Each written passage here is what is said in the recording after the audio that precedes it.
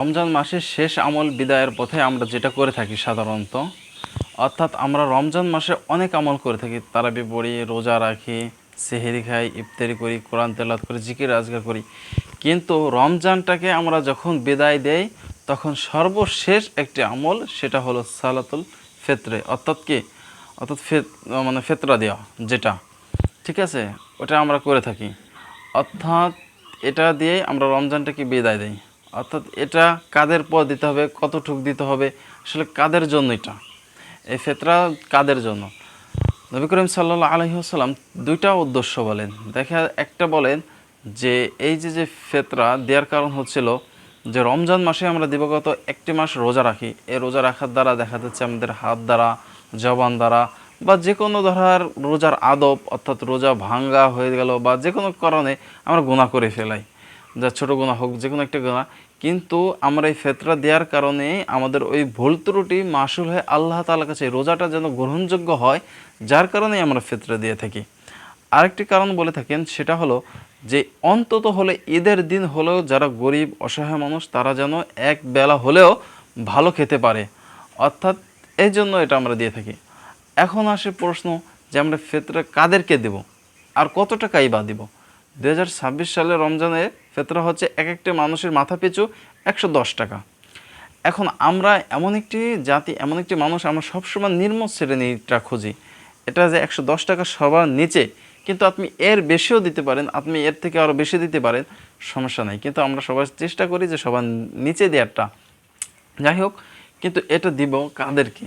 আসলে দেখা যাচ্ছে এটা দেওয়ার উদ্দেশ্য বাকি, যাতে করে গরিবরা এক বেলা হলেও ভালো খেতে পারে। প্রত্যেকটা আপনার ফ্যামিলিতে যে কয়জন মানুষ আছে, আপনার ছেলে মেয়ে, বাবা মা, ভাই বোন, তারপর বিবি, মানে যারাই আপনার, আপনি ফ্যামিলির জন্য মানে কর্মকর্তা, কি আপনি যাদেরকে কাজ করেন, আপনি আপনার অধীনে যারা আসতে, তাদের ফিতরা আপনাকে দিতে হয়। আর ইসলাম শরীয়তে এটা দিয়ে একবার ওয়াজিব সমতুল্য।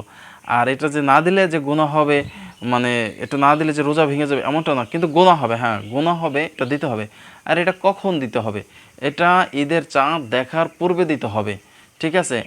আর যদি আপনি ঈদের পরে দেন, এটা হলো সাধারণত সৎকার করার সবটা আপনি পাবেন, কিন্তু এটা দেওয়া উচিত উত্তম হলো ঈদের চাঁদ দেখার আগে। আর এটা যদি না দেন, মনে না থাকলেও সেটা একটা ভিন্ন কথা, তবে যখন মনে পড়বে তখন সাথে সাথে দেয়া। আর আপনি যদি এটা ইচ্ছাকৃতভাবে এটা এড়িয়ে যান, না দেওয়ার ভঙ্গি করেন, না দেন, ঠিক আছে, জানা শর্ত, এটা করলাম আপনার জন্য একটা কবিরা গুনাহ হবে, আপনার অনেক বড় একটা গুনাহ হবে। অর্থাৎ এটাকে আপনাকে অবশ্যই দিতে হবে। আর এটা কাদের জন্য? এটা কাদেরকে দেবেন? যারা সচ্ছল ধনী মানুষ, একবেলা খাবার খেতে পারে, এইসব মানুষের জন্য কলাম দিতে হবে। এইসব মানুষও দেখা যাচ্ছে অসহায় মানুষ, যাদেরকে কিছু বলতে নাই, যারা মানুষের ধারে ধারে, বাড়ির ধারে ধারে, দোয়ারে, রাস্তাঘাটে অসহায় মানুষ যারা থাকে, তাদেরকে এটা দেওয়ার উদ্দেশ্য। অর্থাৎ মাদ্রাসায় এতিম অনেক ছেলেরা থাকে, তাদেরকেও দিতে পারেন। এরকম অনেক মানুষই আছে, তাদেরকে দিতে পারেন।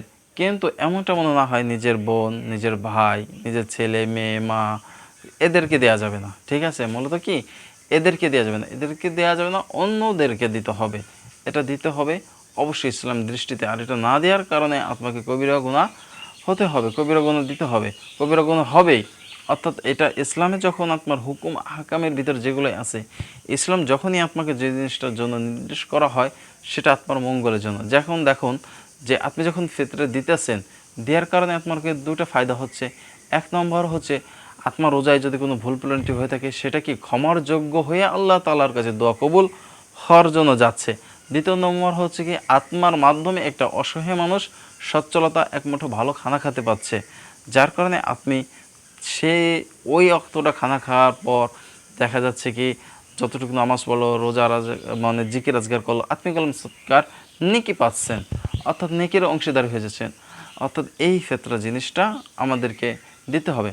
আপনি এইভাবে দিতে পারেন যে দেখা যাচ্ছে কি, অনেক মানুষে আছে যারা মাছ বাজার যে মাছ কিনতে সংকোচ, অর্থাৎ কি মতবিত হচ্ছে যে আহারে আমার বাজেটের থেকে মাছের দাম বেশি, বাজেট, তাদেরকে আপনি কি করতে পারবেন? হালকাভাবে পিঠে হাতটা বলিয়ে আপনি তাদেরকে বলতে পারেন, আপনি কিছু না মনে করলে আপনার মাছের বিলটা আমি দিয়ে দিই। এভাবে দেখা যাচ্ছে সবজি বাজারে একজন থাকলে আপনি কিছু না মনে করে আপনার সবজি বাজারের বিলটা দিয়ে দেয়, আপনার মাছের বিলটা, আপনার তরকারির বিলটা, এভাবে একজনকে দিয়ে দেয়। এভাবে আপনিও আদায় করতে পারেন।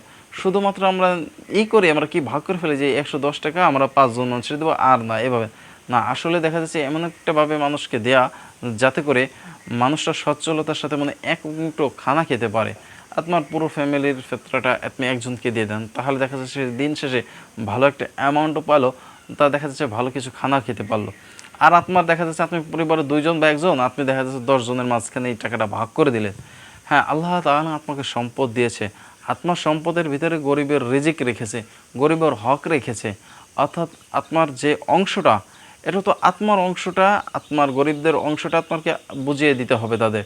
যখনই আপনি জাকাত ফিতরা এগুলো দিচ্ছেন, আপনার মালগুলো আর পবিত্র হচ্ছে। কেননা যখন আপনি এইগুলো না দেবেন, কাল হাসরের ময়দানে আপনার এই সম্পদগুলো আপনাকে সাপ হয়ে আপনাকে কামড়াতে তালে থাকবে, আপনাকে আর অভিশপ্ত করবে। আপনার এই সম্পদ তো হালাল থাকলো না, হারাম হয়ে গেল। গরিবের হককে আপনি মেরে দিলেন, গরিবের হককে আপনি পরিপূর্ণভাবে দিলেন না, এমনটা মনে না হয়। আসলে সচেতনের সাথে আপনাকে সমস্ত কিছু করতে হবে, সচেতনের সাথে আপনাকে দেখতে হবে যে আসলে কি গরিবদের হক আমার ভিতর আছে কি না। যদি থেকে থাকে, অবশ্যই আপনার গরিবদের হক পোষা, নারী হোক, পুরুষ হোক, স্ত্রী হোক, নাবালক হোক, বালক হোক, সবারই ক্ষেত্রে দিতে হবে। তবে আপনার বাড়িতে দেখা যাচ্ছে কাজের লোক থাকলো, আপনি কাজের লোক রেখেছেন, ঠিক আছে, তাকেও আপনি দিতে পারবেন। আবার দেখা যাচ্ছে আপনার আগের যুগে দেখা যাচ্ছে গোলাম থাকতো, ওই গোলামের অধীনেও যে মালিক থাকবে সেই মালিকের দিতে হবে, ঠিক আছে। আর এখন তো বর্তমান গোলাম নাই, যার কারণে কিন্তু এমনি বাসা বাড়িতে দেখা যায় কাজের লোক থাকে, সেটা দিতে পারবে। কিন্তু আত্মীয়তার সম্পর্ক যারা আত্মীয়তার আছে, মা বাবা ভাই বোন, এদেরকে দেওয়া যাবে না। দূরের মানুষ বা ঘরের পাশের মানুষ অভাবে থাকে, তারা দেখা যাচ্ছে দিন আনে দিন খাইতে পারে না, মানে না চলার মতন চলে, তাদের দিনে একদিন বা 2 দিন পর একদিনকে তারা কিছু খাইতে পারে, এরকম মানুষ দেখা গেলে তাদেরকে আপনি সাহায্যের হাতটা বাড়িয়ে দিন। দেখুন, আল্লাহ সুবহানাহু ওয়া তাআলা আপনাকে দিয়েছেন সম্পদ, তবে কি আপনার দেখা উচিত যে পার্শ্ববর্তী মানুষ খানা খাচ্ছে কিনা, পাশের মানুষ তারা ভালোতে কি দিন কাটাচ্ছে কিনা। দেখা যাচ্ছে কি আপনি আপনার পাহাড় সমতুল্য মানে টাকার মালিক বানালেন, বাড়ি করলেন, গাড়ি করলেন, আপনার বাড়ির পাশের মানুষ না খেয়ে মারা যাচ্ছে, এর হিসেব কলম আপনাকে আল্লাহ সুবহানাহু ওয়া তাআলার কাছে দিতে হবে। যখন যদি আল্লাহ তাআলা প্রশ্ন করে জিজ্ঞাসা করে বসে যে আমি তোমাকে এত সম্পদ দিলাম, তোমার এই সম্পদের ভিতরে এই গরিবদের হক ছিল, তুমি তাদের হক সম্পূর্ণ পরিপূর্ণভাবে বুঝিয়ে দাও নাই, তখন ভাবুন তো আপনার অবস্থাটা কী হবে, আপনার পরিণতিটা কী হবে, আপনি কোন জবাব আল্লাহ সুবহানাহু ওয়া তাআলার কাছে দেবেন। আপনার কি আর কোনো জবাব দেওয়ার কোনো প্রশ্ন, আপনার কি আর জবাব দেওয়ার কোনো উত্তর থাকবে? থাকবে না। অর্থাৎ আপনার ভিতর যতটুকু সম্পত্তি আছে, এর ভিতর থেকে গরিবদের যতটুকু হক তাদেরকে পরিপূর্ণভাবে বুঝিয়ে দিন। আপনার যে সম্পত্তি দ্বারা যতটুকু জাকাত আসছে, আপনি গরিবদের সেই জাকাতটুকু পরিপূর্ণভাবে বুঝিয়ে দিন। জাকাত আপনি দেন, আপনার ভাইকেও দিতে পারবেন, আপনার সবাইকে দিতে পারবেন, তবে এতটুকুভাবে দিবেন যেমন উল্লেখযোগ্য না হয় যে এই যে ধরো তোমাকে জাকাতের টাকা দিলাম, আসলে আপনার ভাই তো, আসলে আপনার বোন তো, যে কষ্ট না পায় মনে।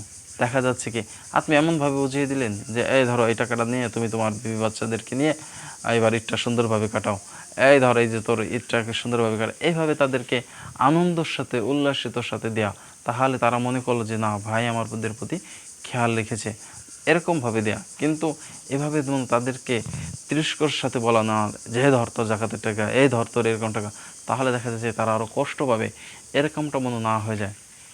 অর্থাৎ এই যে ক্ষেত্রে 110 টাকা করে প্রত্যেকটা মানুষের দিতে হবে, তবে যারা সচ্ছল মানুষ আছে তারা দেবে, আর অসচ্ছল মানুষ তারা নেবে, তারা দিতে পারবে না। অর্থাৎ আর 110 টাকা করে প্রত্যেকটা মাথা পিছু অনুযায়ী আপনার পরিবারের অধীনে আপনার যে কয়জন আছে, আপনার সেই কয়জনটা দিতে হবে। আর যদি আপনি এটা না দেন, আপনি কবিরা গুনার অংশীদারি হয়ে গেলেন। এটা দিতে হবে কখন? এটা ঈদের চাঁদ ওঠার আগ মুহূর্তে দিয়ে পরিশোধ করতে হবে। আপনি যদি পরে দেন, এটা কি হলো? সৎকা হয়ে গেল, এটা ফিতরের অংশের ভিতর পড়লো না। তাহলে এই জিনিসগুলো থেকে খেয়াল রাখা যে আসলে আমাদের ইসলাম শরিয়াতে অনুযায়ী আমাদের কোন জিনিসটা করা, কোন জিনিসটা করা না, একটা আলেমের পরামর্শ রাখা বা মসজিদের ইমাম সাহেবের সাথে সুপরামর্শ রাখা, প্রত্যেক জনের উচিত এই জিনিসটা বুঝিয়ে দেওয়া যে হ্যাঁ, আমি এত টাকার মালিক হয়েছিলাম, আমার এত টাকা জাকাত আসছে, আমি অতি অসহায় মানুষের মাঝে বিলিয়ে দিতেছি। এরকম যদি আপনি দেন, দেখা যাচ্ছে আপনার ওই মালও পবিত্র থাকলো, আপনার সম্পদ আরও বাড়লো। আপনি দান করলে আপনার সম্পদ কখনো কমবে না, আপনি যত দান করবেন আপনার সম্পদ তত বাড়বে। অর্থাৎ দান করলে সম্পদ বাড়ে এবং দান করলে বালা মুসিবত দূর হয়ে যায়। আপনি যখন ফিতরে দিলেন, আপনার এই রমজান থেকে সামনে রমজান পর্যন্ত যত বিপদ বালা মুসিবত আসবে, এই ফিতরে দেওয়ার ওসিলায় দেখা যাচ্ছে আল্লাহ তাআলা আপনার সমস্ত বিপদ বালা মুসিবত দূর করে দিল। ঠিক আছে, অর্থাৎ দান করলে বিপদ বালা মুসিবত আল্লাহ তাআলা দূর করে দেয়। অর্থাৎ দান করুন বেশি বেশি, আপনার সম্পদও বাড়বে, আপনার বিপদ বালা মুসিবতও দূর হবে। অর্থাৎ আপনার পরিবারের অনুযায়ী করে হিসেব করে প্রত্যেক জনের হিসেব মাথা পিছু 110 টাকা করে ফেতরা দিয়ে দিবেন সর্বনিম্ন। আর যদি এর থেকে আপনি বেশি দিতে পারেন আলহামদুলিল্লাহ, চেষ্টা করবেন যে এর থেকে বেশি দেওয়া, যাতে করে একটা মানুষ সুন্দরভাবে একবেলা খানা খেতে পারে। এভাবে দিলে সবচেয়ে উত্তম এবং আল্লাহ তাআলার কাছে আপনি আর বেশি দামি হবেন।